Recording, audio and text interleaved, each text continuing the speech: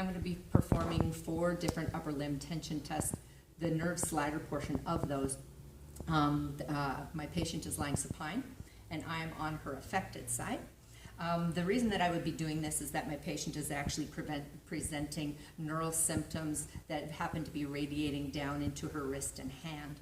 I'm going to first do the anterior interosseous of the median nerve. And so I'm going to depress her shoulder, bring her arm up into about 110 degrees, and bring her into extension, or slight extension.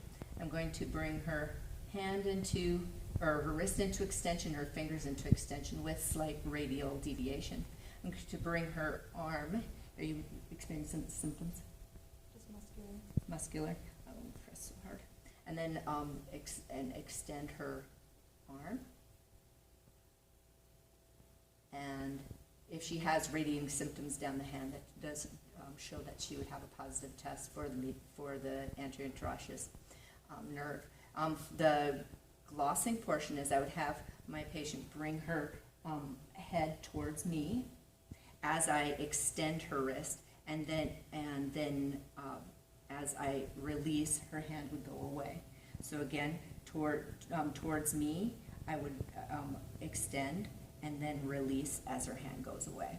Then going into the median nerve, it's the exact same position, but I bring her arm down into just 10 degrees of abduction, keeping depression of the shoulder and extending her hand and wrist and keeping her in flexion, then bringing her into extension. And if she has those radiating symptoms, of course, it will be a positive test. And the nerve gliding would be the extension of the hand and bringing her head towards me. And then I would release as it goes away. So extend and bringing her head towards me, just side bending, and then releasing. I'm going to now do the radial nerve, which I'd actually bring the hand into pronation, flexing the fingers and the wrist.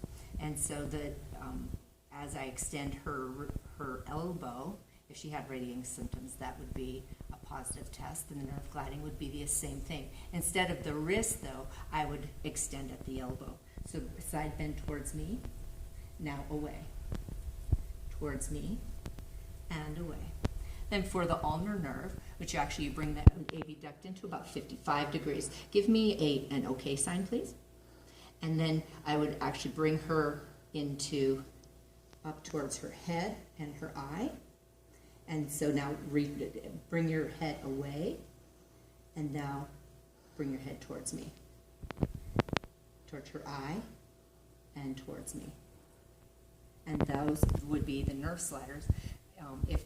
To increase range of motion, if my patient has radiating symptoms down the arm.